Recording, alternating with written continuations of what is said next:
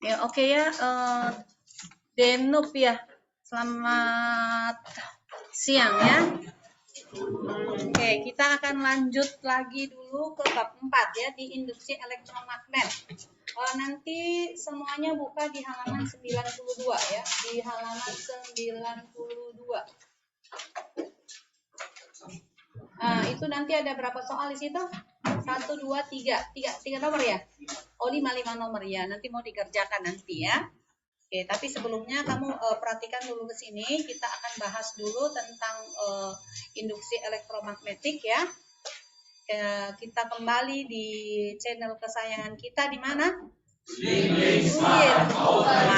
Mantap. Link Smart Open Teja ya. Oke ya. Nah, pertama kita akan masuk yang di bagian awal itu tentang flux magnet.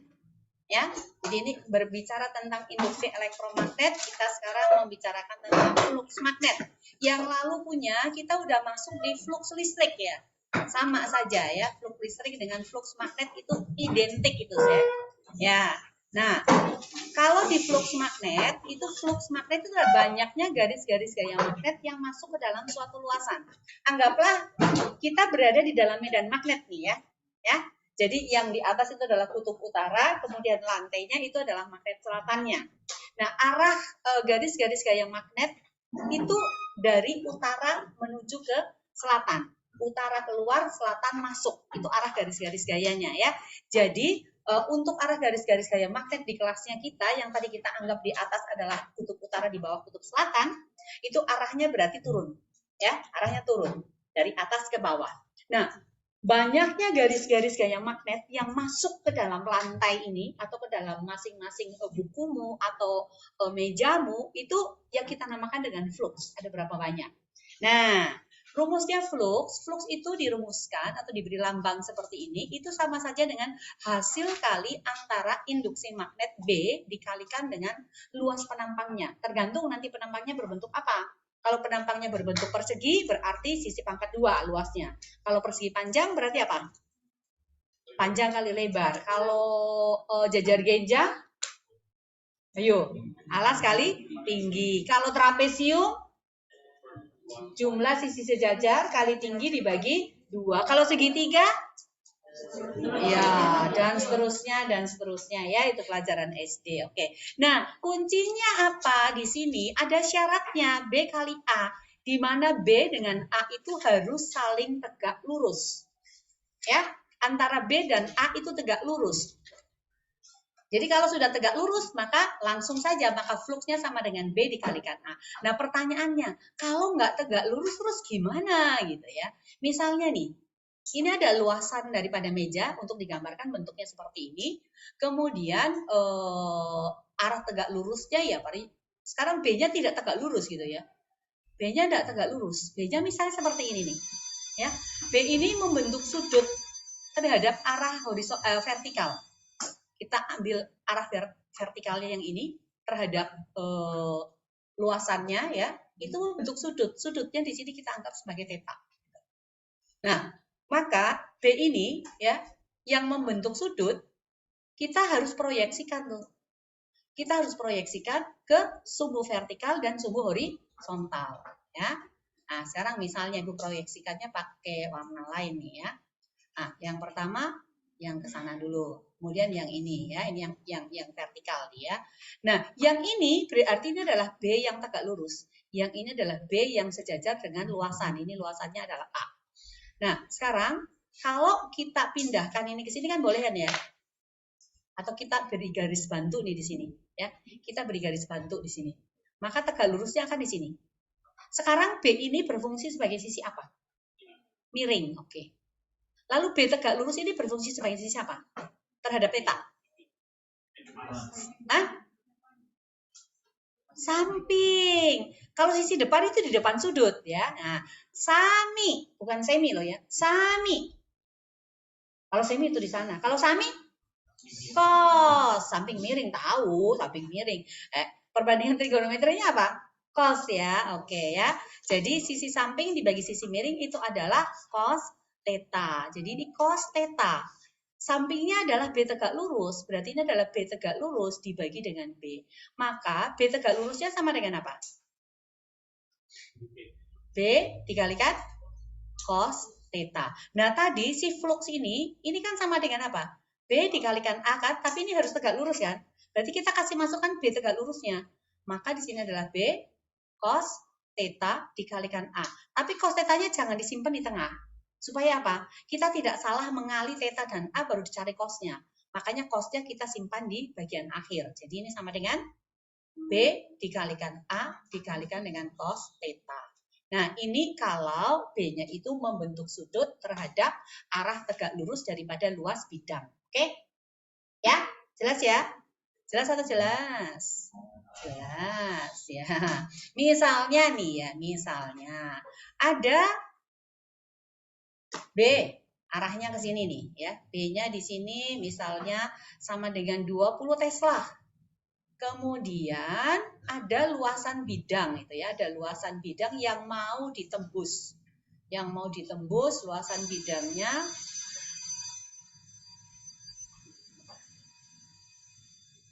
itu kenapa itu korslet kayaknya ya.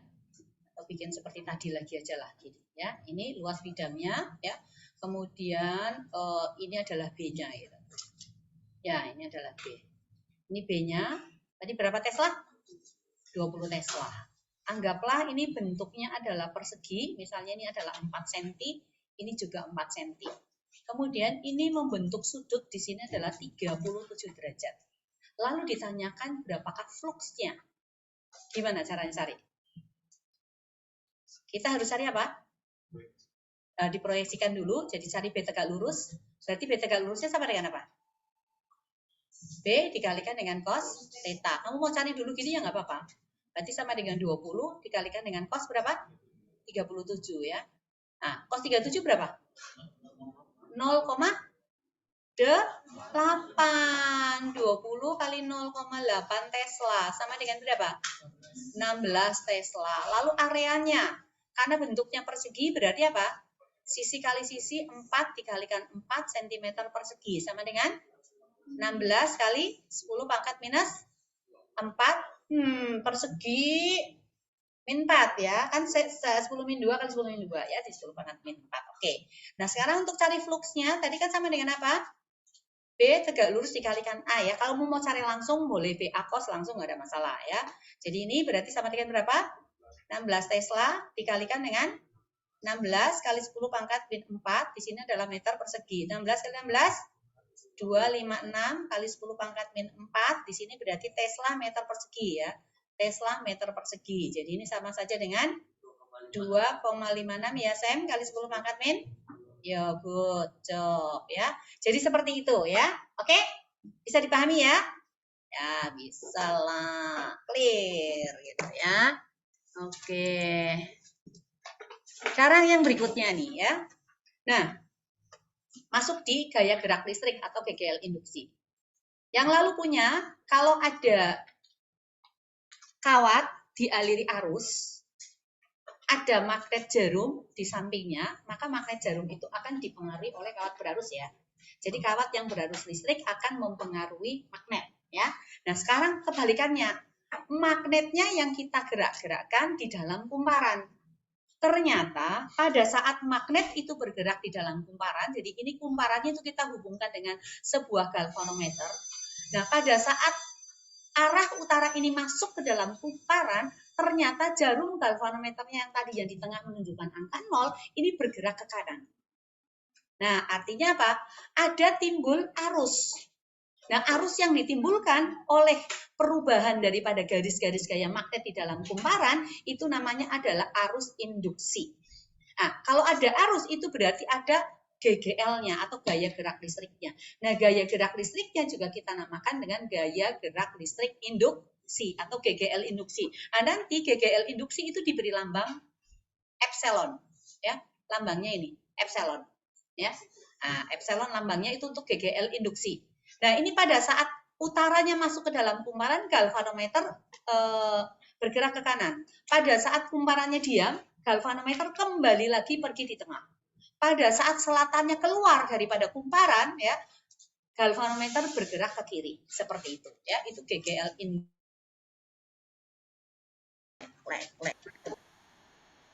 oke ya.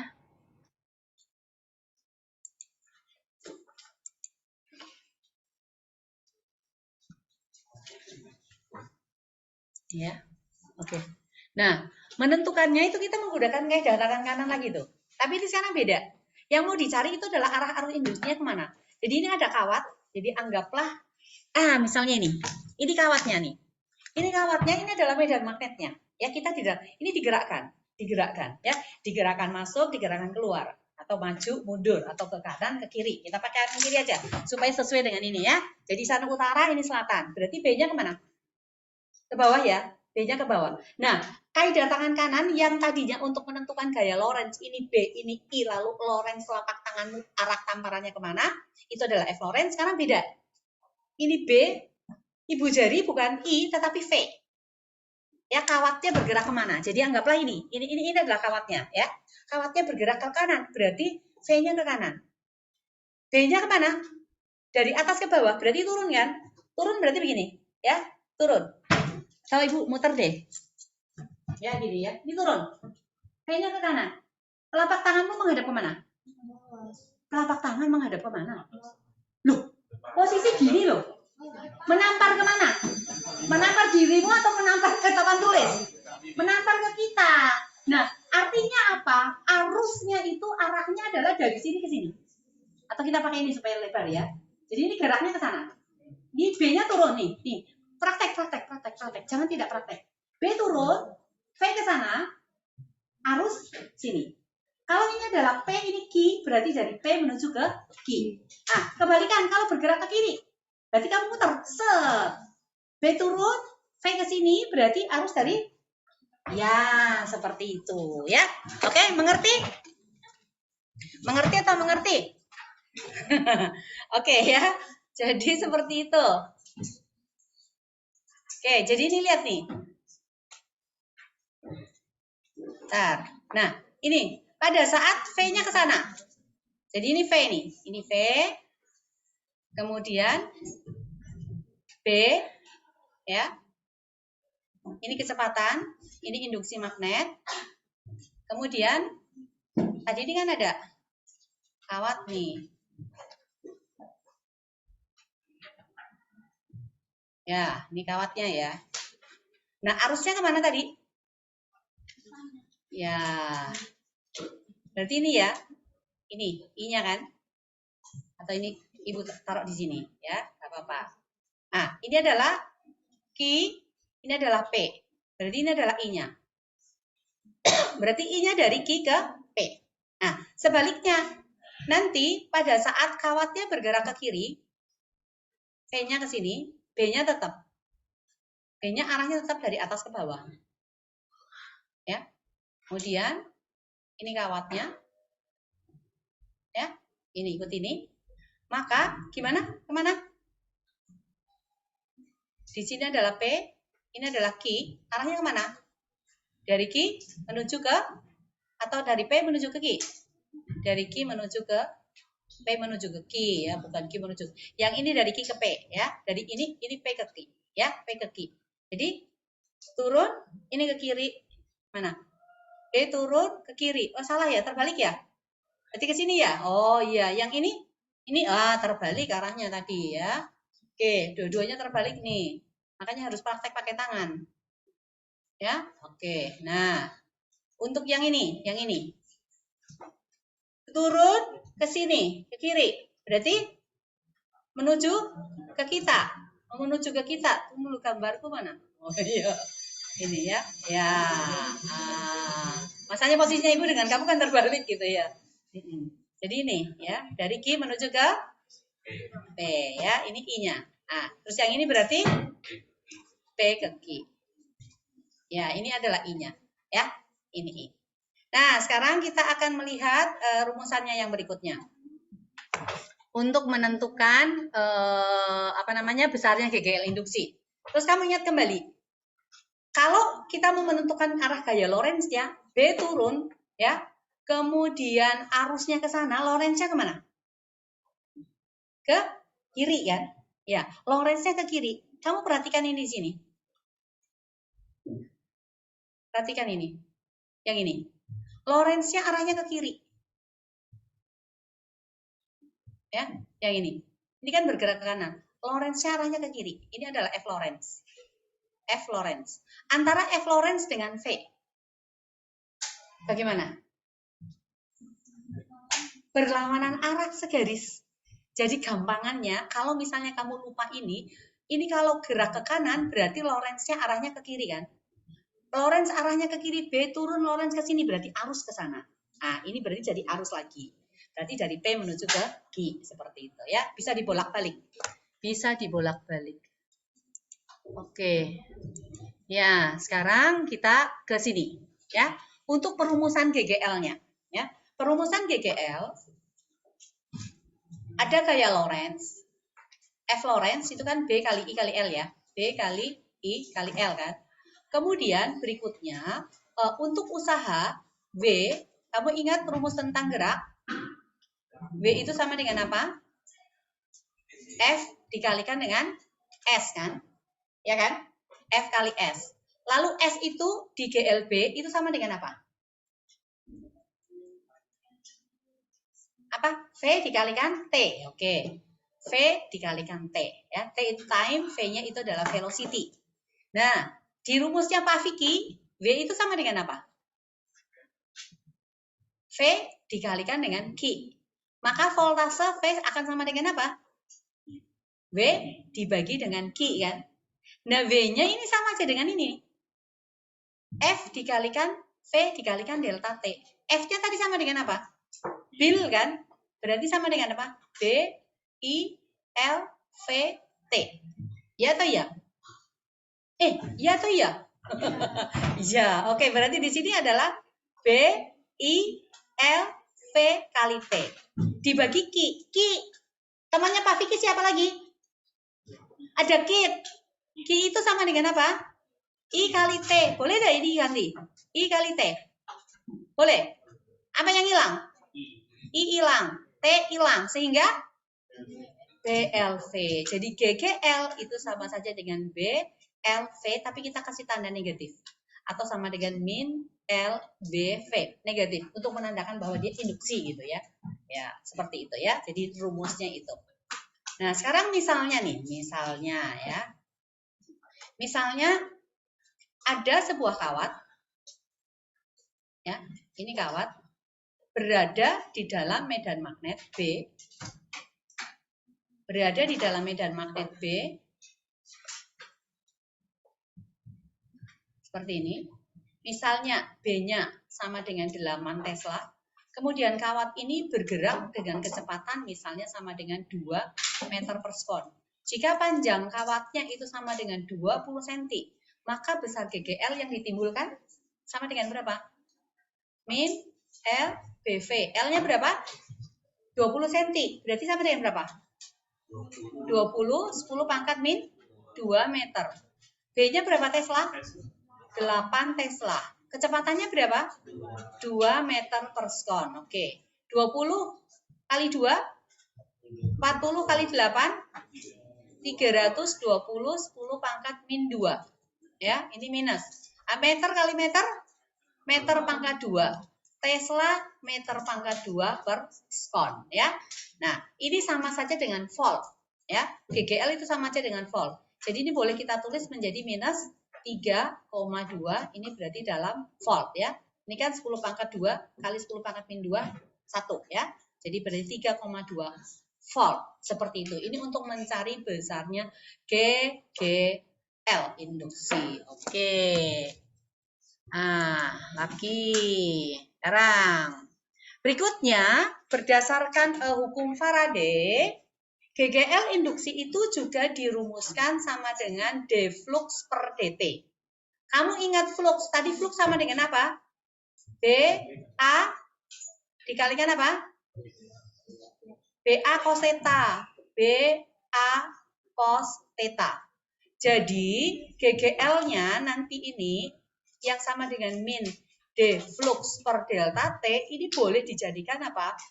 Delta dari BA cos theta dibagi dengan delta T. Bisa B-nya yang berubah, bisa A-nya yang berubah, bisa theta-nya yang berubah. Nah, kalau cari delta B, B-nya yang berubah berarti A dan cos theta-nya tetap. Maka delta B-nya nanti B2 dikurangi dengan B1. Kemudian kalau A-nya yang berubah berarti delta A, maka B dan cos theta-nya tetap, berarti delta A itu sama dengan A2 dikurangi dengan A1. Kalau tetanya yang berubah, berarti ini adalah delta cos theta. Berarti sama dengan cos theta 2 dikurangi dengan cos theta 1. Ya. Jadi untuk GGL induksi ya, kalau misalnya lilitannya atau kumparannya itu lebih daripada satu kumparan, maka kita tinggal menambahkan N. Jadi N deflux per dt. Seperti itu. Nah, kita lihat lagi ke bagian berikutnya. Nah, ini ya. Ini penjabaran dari rumusnya. Karena tadi kan flux kan sama dengan BA cos. Nah, yang ini berarti A-nya yang berubah. A2 dikurangi A1. Ya. Kemudian untuk yang ini berarti delta B per delta T. Maka B-nya yang berubah. B2 dikurangi B1. Kalau delta T ya T2 dikurangi T1. Nah, kemudian berikutnya yang ini berarti cos theta-nya yang berubah. D cos theta, berarti cos theta 2 dikurangi dengan cos theta 1. Ya, nah sekarang masuk di hukum Lenz ya. Kami selesai. Tenang. Tapi Ibu udah kasih selesai sekarang ya, nanti yang terafo pertemuan berikutnya. Masih berapa menit? Hah? Masih? Oh, masih lama bisa selesai. Ya, di hukum Lenz ini ya, di hukum Lenz ya, ini ada kawat nih. Kawatnya bergerak ke kanan dengan kecepatan V ya. Tadi GGL sama dengan apa? L, B, V. Nah, kawat penghantar ini kan punya hambatan kan? Berarti GGL ini juga boleh sama dengan I dikalikan L.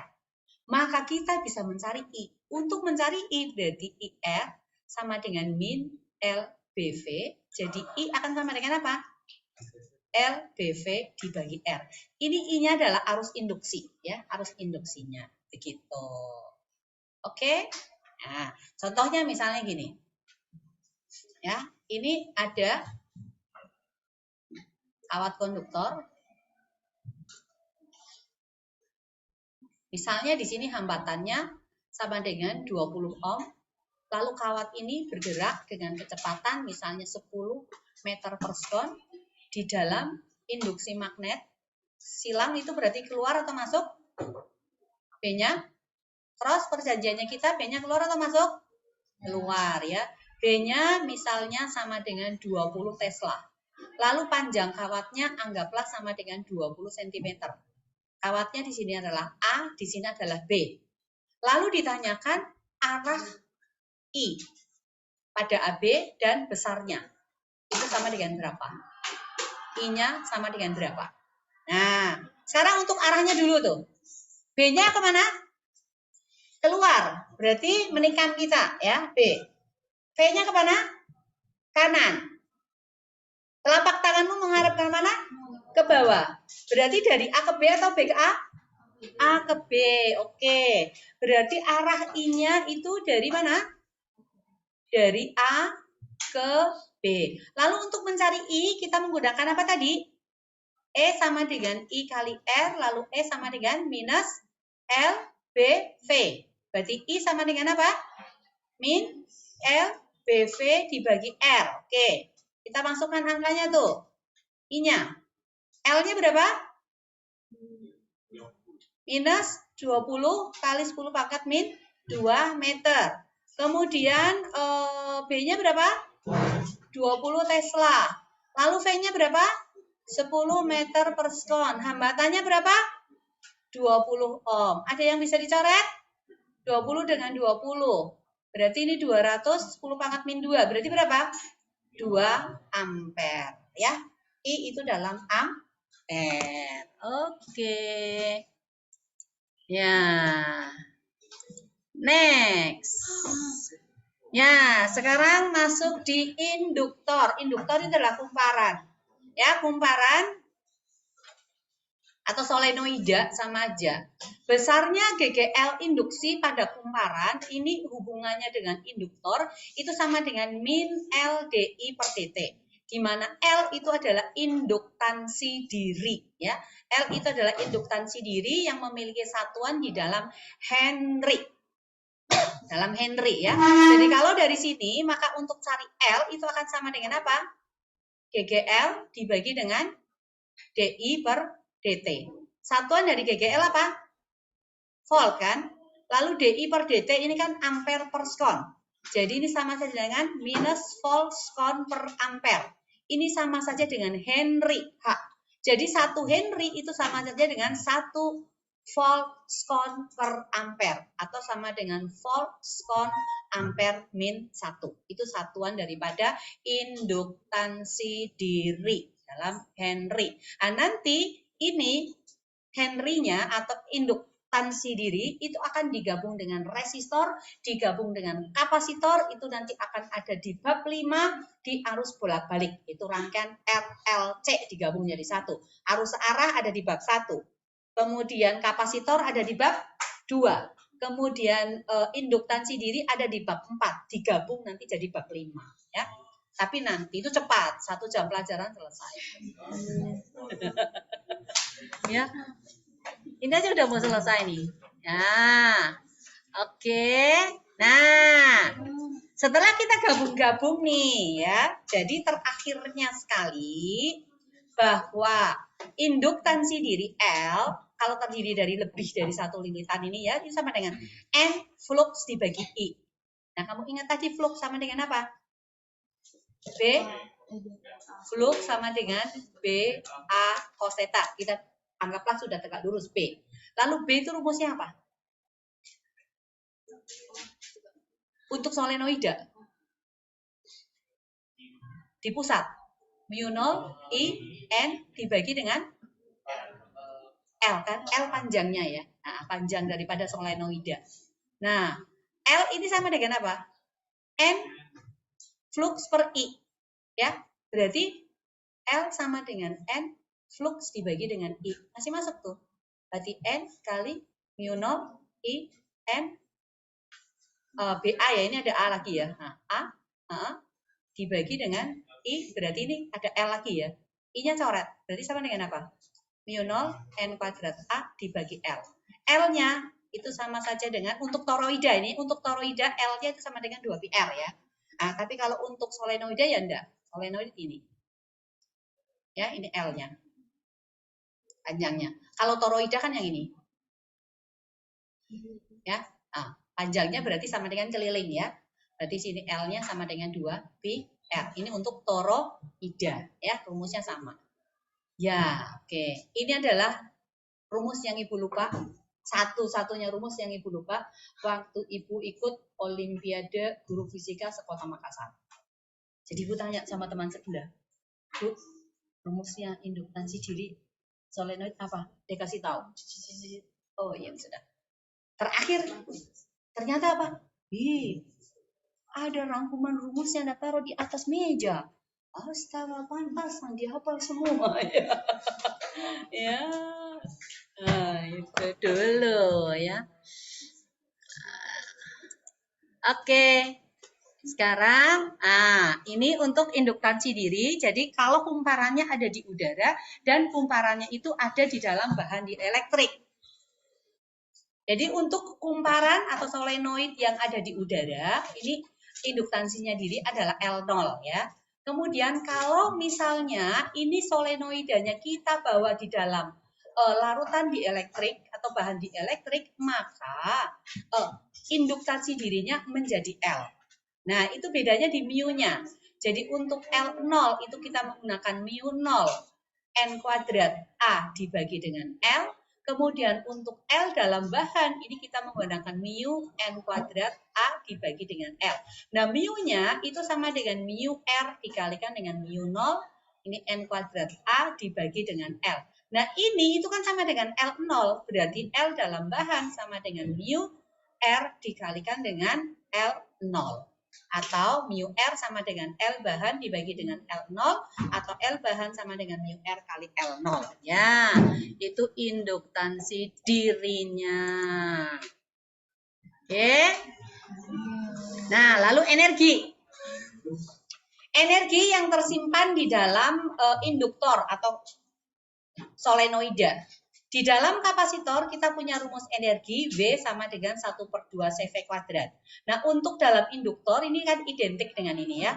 Nah, V-nya itu sama dengan 1/2 LI kuadrat. L tadi satuannya apa? Henry kan?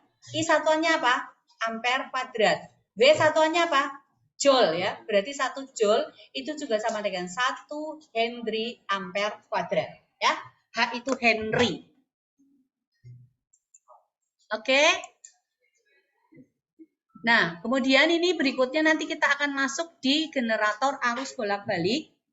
Lalu masuk di generator arus arah. Ya, di generator arus bolak-balik. Nah, untuk generator arus bolak-balik itu berarti grafiknya ini hasil di osiloskopnya ya disambungkan ya untuk generator tegangannya itu membentuk grafik apa ini? Grafik apa? Di trigonometri. Alvari, grafik apa ini? Bentuk grafik apa ini? Di trigonometri kelas 10. Grafik apa? Bentuk grafik apa ini? Sin, cos atau tangan? Sin, ya. Bentuk grafik sin. Itu mainan terus itu Alvari di belakang dengan temannya. Nah, bentuknya grafiknya grafik sin. Jadi, untuk GGL-nya itu dirumuskan itu sama dengan apa? NBA omega sin omega T. Ini adalah theta nih, sama aja sin theta ya. Nah, GGL sama dengan EM sin omega T. Atau GGL sama dengan NBA omega sin omega T. Kalau begitu, maka GGL maksimum sama dengan NBA omega. Ya, ini di dalam generator ini ya. Omega itu apa? Kecepatan sudut, yaitu sama dengan apa? 2pi F ya. Oke. Nah, untuk generator arus bolak-balik, arus arah, ini bedanya ini cincinnya setengah. Ini bentuk grafiknya seperti ini. Nah, prinsip kerjanya nanti kamu pelajari sendiri, cari di YouTube ya, ada itu. Ya, ini bagian terakhir tentang trafo. Ya, ini pelajaran SMP. Tapi Ibu tidak akan jelaskan di sini karena rumusnya ini sudah finish nih. Ya, habis tuh N. Ya, iya. Jadi habis nih bab 4 ya. Ya, ini Bu akan lebih jelaskan lagi tentang trafo. Ini ngulang pelajaran SMP nih, ya. Di trafo itu punya berapa kumparan? Berapa? Punya 2 kumparan. Ada masukan yaitu input dan ada keluaran yaitu output, ya. Nah, ini yang masukan itu yang pokok. Kebutuhan pokok itu namanya apa? Kebutuhan primer. Kalau pelengkap itu berarti sekunder. Jadi jumlah lilitannya ini adalah lilitan primer, yang di sini berarti lilitan sekunder. Tegangan masukannya berarti ini V primer, di sini berarti V sekunder. Arus masukannya berarti arus primer, arus keluarnya berarti arus sekunder. Power masukannya berarti daya primer, lalu ini berarti daya sekunder. Nah, untuk trafo yang ideal ya, trafo ideal ya, yang ideal itu tegangan daya keluaran sama dengan daya masukan. Mungkin terjadi enggak? Ada yang ideal di dunia ini? Enggak ada, tapi pernah ada manusia yang ideal. Siapa? Tuhan Yesus saja seorang, enggak ada yang lain ya. Jadi percayalah sama Tuhan Yesus supaya kita masuk surga ya. Nah, sekarang P itu rumusnya apa tadi? Semi suka di ruangan apa? Kamu paling senang kalau nonton itu di ruang apa? Paling nyaman. Oh. Kalau disuruh pilih pergi di studio atau di mana? Atau pergi di hotel deh. Kamu mau pilih ruangan apa yang paling nyaman? Ruang bioskop, enggak nyambung ke sini. Ya, apa? Ruang apa? Pak Vicky sukanya di ruang apa? VIP. Maksudnya tuh ke sini loh, Sam. Ya, jadi P itu sama dengan apa? V kali I. Jadi V S kali IS sama dengan apa? PP kali IP. Kalau kita bikin VS per VP berarti sama dengan apa nih? IP per IS. Nah, agar potensial sekunder lebih besar daripada potensial primer, maka besarnya kumparan sekunder itu harus lebih besar dari kumparan primer. Sekarang, kalau kita mau membandingkan antara VS dengan VP, ini sama dengan VP di sini nih. Nah, kira-kira N-nya ini kan kita ibu tulisan N, ini N. Supaya VS-nya lebih besar daripada VP, maka ini di atas NS atau NP. Agar hasilnya lebih besar dari VP. NS-nya lebih besar daripada NP. Hah? NS-nya di mana? Di atas atau bawah? Atas, oke. Lah kalau di bawah, yang di bawah besar, yang di atas kecil, hasilnya lebih besar atau lebih kecil? Kecil. Yang atas besar, bawah kecil, berarti hasilnya lebih besar. Atau di sini VS per VP berarti sama dengan NS dibagi dengan NP. Tadi VS per VP sama dengan apa? IP per IS. Berarti ini boleh ditulis dong. IP per IS sama dengan NS dibagi dengan NP. Tetapi sekali lagi ini untuk yang ideal. Tetapi pada kenyataannya itu tidak ada yang ideal. Kalau tidak ada yang ideal, berarti ada energi yang terbuang. Jadi daya keluaran pasti akan lebih besar daripada daya masukan. Ya, jadi ini menghasilkan efisiensi sama dengan daya keluaran dibagi daya masukan. Jadi kalau cari daya keluaran berarti efisiensi dikalikan daya masukan. Kalau daya masukan berarti sama dengan daya keluaran dibagi dengan efisiensi. Nah, dari sini kita bisa menuliskan juga eta akan sama dengan VS IS dibagi dengan apa? VP IP. Atau boleh langsung NS IS dibagi dengan apa? NP IP. Bisa juga. Nah, di trafo tidak ideal atau trafo yang memiliki efisiensi tetap berlaku VS per VP akan sama dengan NS per NP. Tetap ya, tetap berlaku. Nah, misalnya, suatu trafo memiliki efisiensi sama dengan misalnya 80%. Dengan perbandingan NP dibanding dengan NS, itu sama dengan misalnya 5 dibanding 8. Step up atau step down? Oke, karena naik ya. Oke, jika IP sama dengan 2 ampere, lalu VS sama dengan 8 volt, ditanyakan berapakah IS, lalu berapakah VP. Ya, gimana cara cari? Untuk cari, kamu harus cari VP-nya dulu. Ya, ingat ya. VP per VS berarti sama dengan apa? NP dibagi dengan NS. Maka VP akan sama dengan NP per NS dikalikan dengan VS. Berapa NP per NS? 5 per 8 dikalikan 8 volt. Berarti berapa? 5 volt. Oke ya, 5 volt. VP-nya ketemu. Nah, kemudian untuk mencari ES, kamu nggak bisa pakai rumus langsung yang tanpa efisiensi, nggak boleh. Tadi kan kita tahu bahwa efisiensi sama dengan apa? PS dibagi dengan PP kan? Ya, berarti sini eta P primer sama dengan PS kan? Eta VP IP sama dengan apa?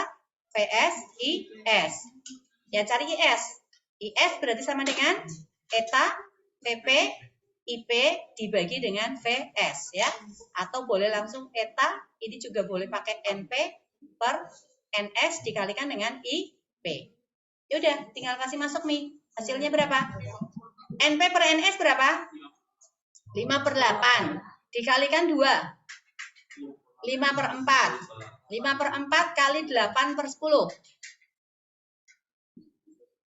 5 per 4 kali 8 per 10. Coret, coret, coret, coret. 2, 2. Sama dengan 1. Ya.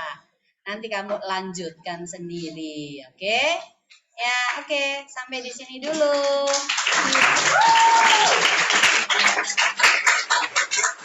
Bab 4 udah selesai ya. Oke, ya. Dilanjutkan tuh, dicari ya. Di catatan. Iya, 1 ampere. Iya saja. Enggak, untuk melengkapi catatannya. Sekarang kamu kerja halaman 92. Halaman 92, nomor 1 sampai 5. Kerja di folio lah.